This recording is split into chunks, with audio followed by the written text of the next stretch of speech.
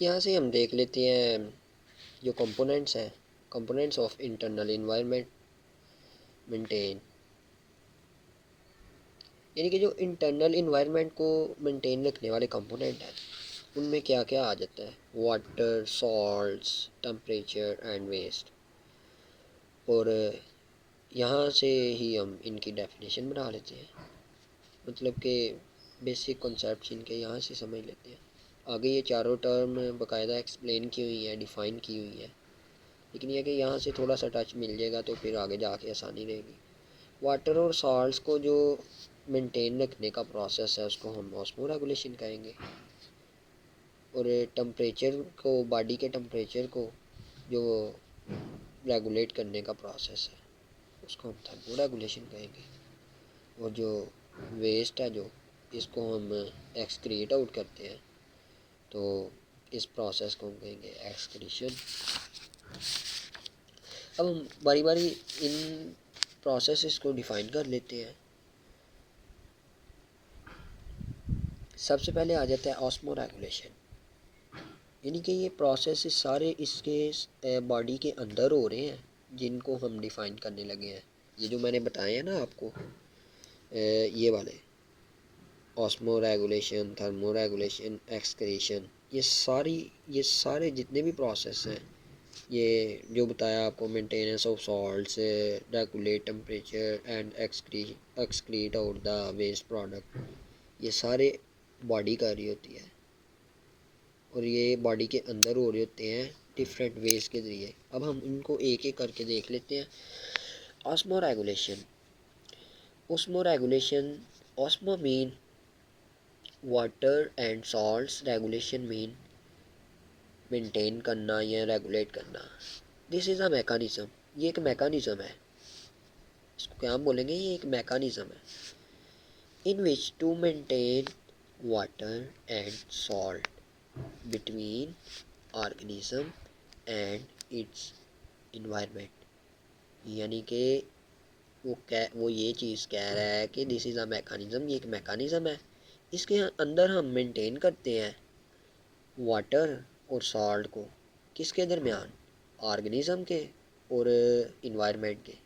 क्योंकि इन्वायरमेंट में चेंजेस हो रही हैं, इन्वायरमेंट में क्या चेंजेस हो रही हैं कि इन्वायरमेंट में सॉल्ट्स भी ज़्यादा हो सकते हैं। यानी कि अगर कोई एग्जांपल ले रहे हैं यहाँ से, कि अगर कोई फ़िश है, तो अगर फ़िश के वो फ़िश रह रही है फ्रेश वाटर में, लेकिन अगर उसको मरीन वाटर में आप एंटर कर दें तो उसका जो है इन्वायरमेंट चेंज हो जाएगा।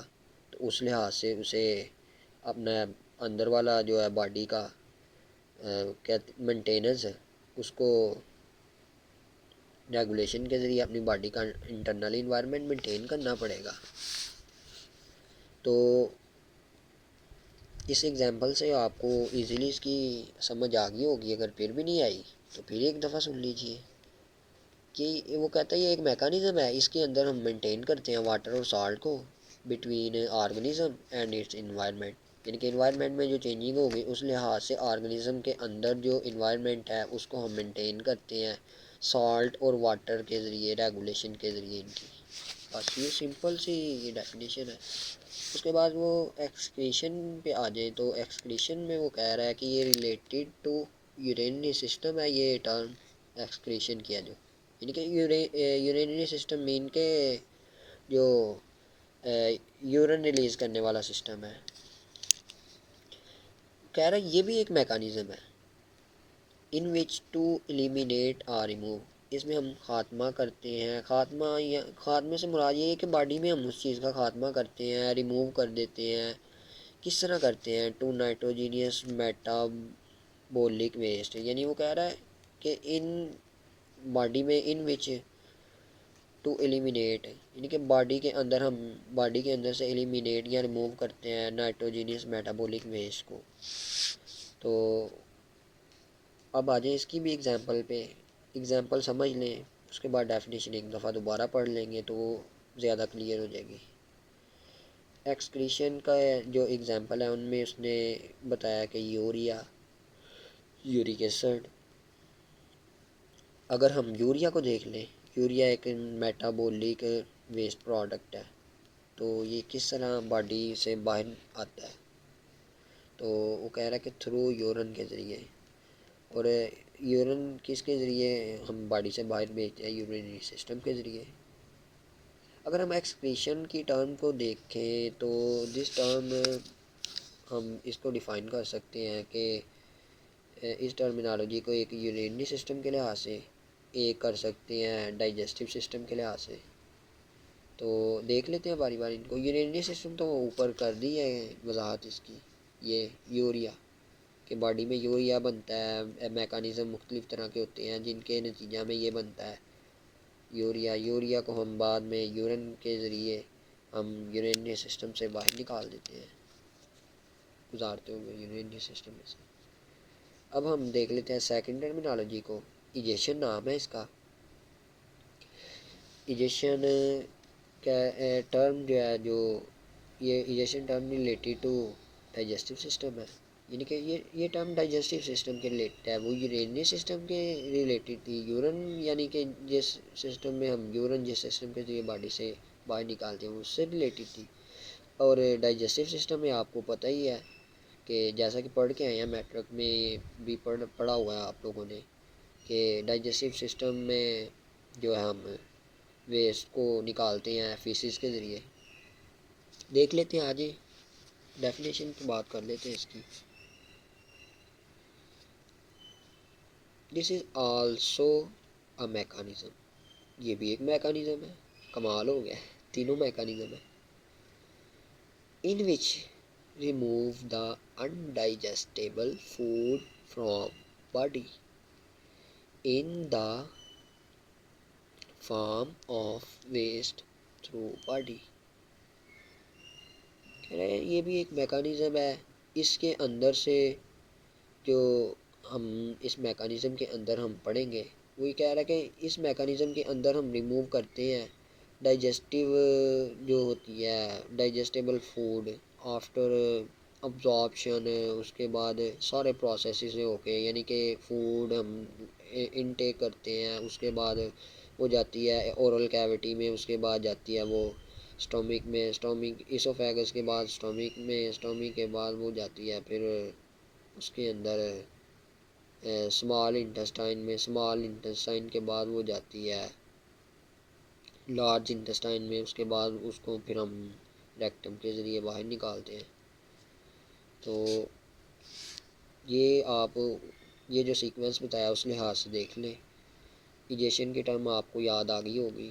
This is also a mechanism in which remove the undigestible food from body in the form of waste through body. यानी कि जो मैंने सीक्वेंस के साथ जो आपको मैंने वो बताया है कि पहले स्टोमक में जाएगी, फिर जाएगी स्मॉल इंटेस्टाइन में, फिर लार्ज, यानी कि जो जो बॉडी की रिक्वायरमेंट है उसके मुताबिक बॉडी अब्जॉर्ब कर लेगी, जो बाकी खुराक बचेगी अनडाइजेस्टेबल होगी उसको एक्सपेल आउट कर दिया जाएगा।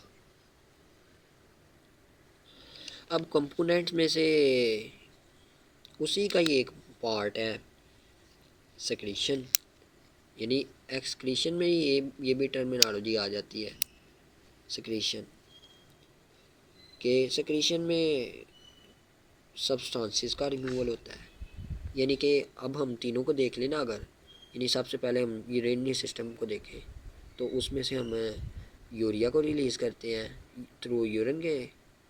तो अगर हम देख लें सेक्रीशन को, सेक्रीशन में हम सब्सटेंसेस को रिमूव करते हैं। तो अगर हम देख लें इंजेक्शन को, इजेशन को हम देख लें, सॉरी इंजेक्शन बोल गया, इजेशन, इजेशन को हम देख लें तो इजेशन में हम जो एक्सपेल आउट करते हैं वो हम फीसिस का करते हैं, यानी कि अनडाइजेस्टेबल फूड का फीसिस की फॉर्म में। तो सेक्रीशन में भी ये भी एक उसी की टर्मिनोलॉजी है एक्सक्रीशन की। इसमें हम करते हैं रिमूवल ऑफ सब्सटेंसेस, कोई भी सब्सटेंस हो सकती है। ये देखें नीचे लिखा हुआ है, इट में बी यूज़फुल सब्सटेंसेस, जो बॉडी के अंदर यूज़फुल है या वेस्टफुल है। अब सिक्रीट जो होती हैं यूज़फुल सब्सटेंसेस वो इस वक्त सेक्रेट होती हैं जब बॉडी को ज़रूरत होती है, और वो किस फॉर्म में सेक्रेट होती हैं, वो हार्मोन्स की फॉर्म में सेक्रेट होती हैं। तो आज अब हम इसकी जो है कंपोनेंट्स में देख लें। अगर थर्ड कंपोनेंट की बात कर लें तो वो सेकंड सॉरी उस जो थर्मो रेगुलेशन है, ये पीछे पढ़ा है ना आपको, मैंने पढ़ाने वाटर और सॉल्ट के बारे में जब मैं बता रहा था, और उसके बाद मैंने टेम्परेचर का बताया, और उसके बाद मैंने वेस्ट प्रोडक्ट। तो ये देख लिया, ये थर्मो रेगुलेशन आ गई ना ये टर्मिनोलॉजी। तो दिस इज़ अ मैकानिज़म, कह रहा है ये भी एक मैकानिज़म है।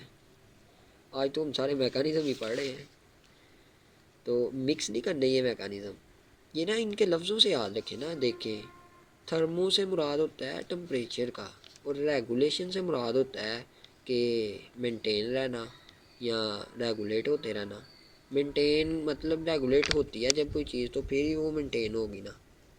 तो देख लेते हैं, दिस इज़ अ मैकानिज़म, ये भी एक मैकानिज़म है इन विच टू मेंटेन, जिसमें मेंटेन करते हैं टू द बॉडी, बॉडी को नहीं, बॉडी टेम्परेचर को, बॉडी टेम्परेचर बॉडी टेम्परेचर को एट टॉलरेबल रेंज, एक मुनासिब रेंज में, या नैरो रेंज, या बहुत कम रेंज में। यानी कि नैरो रेंज को ही हम टॉलरेबल रेंज कहेंगे, या स्पेसिफिक रेंज भी सही कहेंगे, क्योंकि ये ख़ास हद तक रेंज होती है, ये ज़्यादा लंबी रेंज नहीं होती। देख लें यहाँ से, वो ही एग्जांपल आ गई टेम्परेचर वाली, कि ये फिक्स नहीं होती।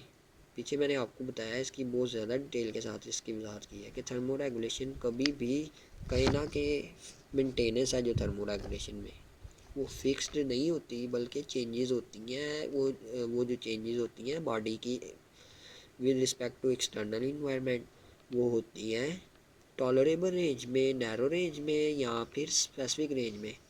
और देख लें कि ह्यूमन बॉडी का टेम्परेचर, ऑप्टिमम जो टेम्परेचर था वो मैंने बताया था 37 डिग्री सेल्सियस, लेकिन अगर हम इसकी रेंज देख लें नैरो रेंज को, तो वो 36 से लेके 38 डिग्री सेल्सियस के दरमियान रहता है बॉडी का टेम्परेचर। ये भी आई थिंक आपकी ये इसका कंसेप्ट भी आपको काफ़ी अच्छे से क्लियर हो गया होगा। अब आज हम बात कर लेते हैं कि जो कंट्रोल सिस्टम होते हैं बॉडी के अंदर, बॉडी के इनसाइड, वो किस तरह फ्लक्चुएशन को डिटेक्ट करते हैं। यानी कि ये